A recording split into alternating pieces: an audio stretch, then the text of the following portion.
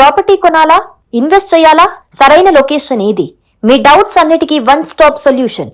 CREDAI Vijayawada property show. ఇంతకుముందు America వెళ్ళాలంటే visa Venkateswara స్వామికి మొక్కు దండాలు పెట్టుకుంటే వీసాలు దొరికేవనేటువంటి అభిప్రాయం ఉంది. ఇప్పుడు వీసాలు వచ్చినా కానీ చిక్కుల్లో పడేటువంటి పరిస్థితి కనిపిస్తుంది. ఆల్రెడీ H1B మీద H4 మీద పనిచేస్తున్నటువంటి వాళ్ళ వీసాలు రద్దు చేయాలనేటువంటి నిర్ణయం ముఖ్యంగా భారతీయులకి షాక్ ఇస్తుంది. సో ఇప్పుడు దీనికి సంబంధించినటువంటి ప్రత్యామ్నాయాలు ఏంటి, అసలు వీసా నిబంధనల్ని అమెరికా ఏ విధంగా మార్పు చేయబోతుంది, ఈ అంశాలను విశ్లేషించే ప్రయత్నం చేద్దాం. మనతో పాటు అమెరికా నుంచి వర్జీనియా నుంచి లైవ్లో జాయిన్ అయ్యారు సాయి శ్రీనివాస్ రెడ్డి, భూమిరెడ్డి సాయి శ్రీనివాస్ రెడ్డి గారు. శ్రీనివాస్ రెడ్డి గారు నమస్తే. నమస్తే సార్. వీసాల గురించి ఇప్పటివరకు ఏంటంటే ఎప్పటివరకు ఉంచుతారు, ఎప్పుడు పంపిస్తారు అనే దాని గురించి చర్చ జరిగింది. ఇప్పుడు ఆల్రెడీ వీసా ఉన్నా కానీ ఒక గండంలా కనిపిస్తుంది.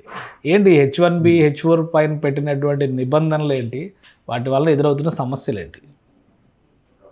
జనరల్గా ఫస్ట్ చెప్పాలనుకుంటే మీరు చెప్పినట్టు ఈ సంవత్సరం సుమారు 85,000 మంది వీసాస్ అనేది రివోక్ చేయడం జరిగింది సార్. అంటే మొత్తం అంటే H1B కానీ F1 కానీ ఇది ఓన్లీ భారతీయులకు సంబంధించినది కదా, ప్రపంచ దేశాల నుండి వచ్చిన వాళ్ళందరికీ 85,000 మంది వీసాలు అనేది రివోక్ చేయడం జరిగింది.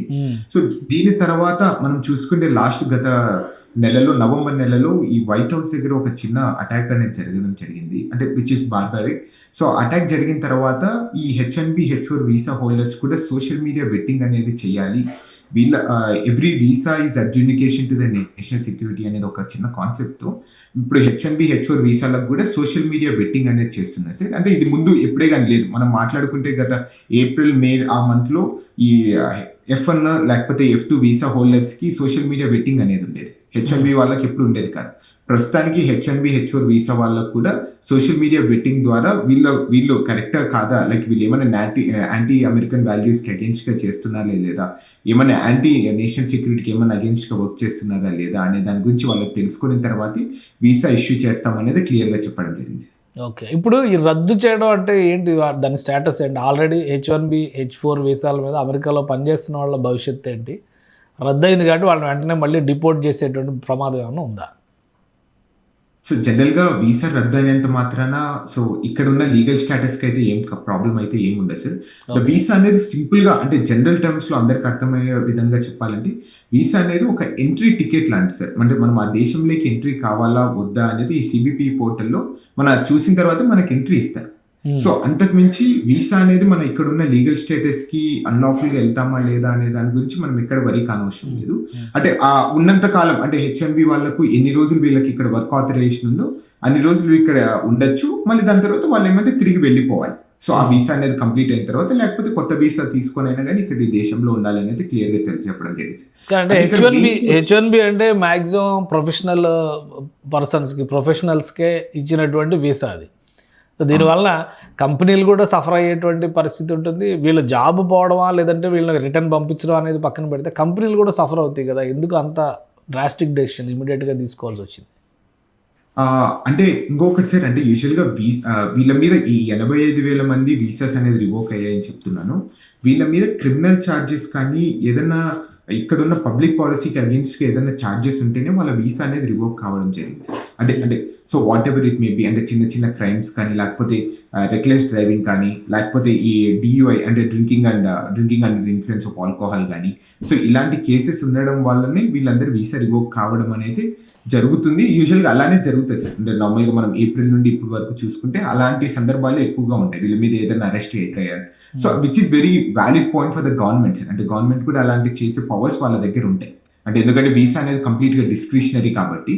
సో అంతకు మించి జనరల్ గా వీళ్ళని టార్గెట్ చేస్తున్నారా వాళ్ళని టార్గెట్ చేస్తున్నారా అనేది అయితే సో దట్స్ నాట్ కరెక్ట్ అని అయితే నా ఒపీనియన్ లో. అంటే మన ఇండియన్ కమ్యూనిటీకి ఏమన్నా ఎఫెక్ట్ ఉందా దీని H1B కానీ H4 కానీ ఫర్దర్ స్క్రూటినీకి వెళ్ళడం వలన మన వాళ్ళు కూడా ఎఫెక్ట్ అయ్యేటువంటి అవకాశం ఉంటుందా? అఫ్ కోర్స్ కదా సార్. ఎందుకంటే అంటే by the larger percentage of the people మనమే ఎక్కడ ఎక్కువ ఉన్నాం సార్. అంటే మీకు ఆల్రెడీ తెలిసిందే సుమారు 70% మంది H1B వీసా హోల్డర్స్ భారతీయులకే వస్తుందని చెప్తున్నారు.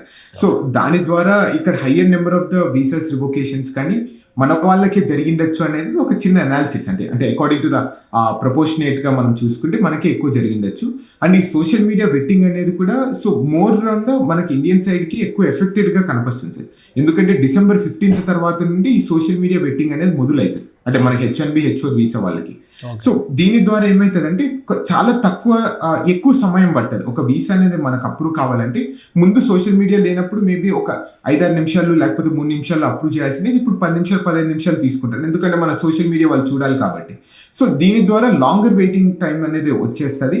అట్లనే ఎక్కువ వెయిటింగ్ టైం అంటే భారతదేశంలో ఇప్పుడు ప్రస్తుతం ఉన్న వాళ్ళకి మనం చూసుకుంటే డిసెంబర్లో ఉన్న వాళ్ళకి మేలో వీసా ఇంటర్వ్యూ అనేది ఇవ్వడం జరిగిందని చెప్తున్నారు సార్. అంటే సుమారు 5 నెలలు మనము ఇక్కడ ఉద్యోగం మనల్ని అలానే పెడతారా లేదా, మనం లేకపోతే రిమోట్ ఇస్తారా లేదా, మన పరిస్థితి ఏంటి అనేది చాలా మంది భారతీయులు ముఖ్యంగా H1B H4 వీసా హోల్డర్కి చాలా కొంచెం భయాందోళనగా చెందుతున్నారనేది మనకు క్లియర్గా తెలుస్తుంది.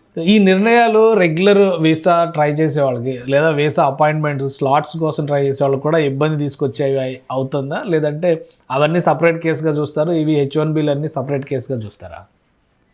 లేదు సార్, అందరిది ఒక చోటే చూస్తారు సార్ అది. సో నార్మల్గా అంటే వాళ్ళకి వీళ్ళకైతే సపరేట్ ఏం రూల్ అయితే ఏమి ఉండదు. సో కొత్తగా H1B వీసా వచ్చిన వాళ్ళకి కూడా సేమ్ సోషల్ మీడియా పెట్టిన తర్వాతనే వీళ్ళని ఈ దేశంలో అలో చేస్తారని అయితే క్లియర్ గా చెప్పడం జరిగింది. సో ఇప్పుడు వీసా ఇప్పుడు అట్లీస్ట్ స్లాట్ కావాలన్నా కానీ దొరికే పరిస్థితి లేదు. అయితే అమెరికా వెళ్ళాలి అనేటువంటి దానికి వీసా ఇంటర్వ్యూ కోసం స్లాట్ కావాలన్నా కానీ వెంటనే దొరికేటువంటి పరిస్థితి లేదా? ప్రస్తుతం ఉన్న సిచ్యువేషన్ అయితే అలానే కనపడుతుంది సార్. అంటే చాలా మంది పాపం ఇబ్బంది పడిపోతున్నారు. అంటే సో యూజువల్ జనరల్గా అందరు డిసెంబర్ వచ్చేసి డిసెంబర్ క్రిస్మస్ హాలిడేస్కి మనము వచ్చేస్తున్నాము.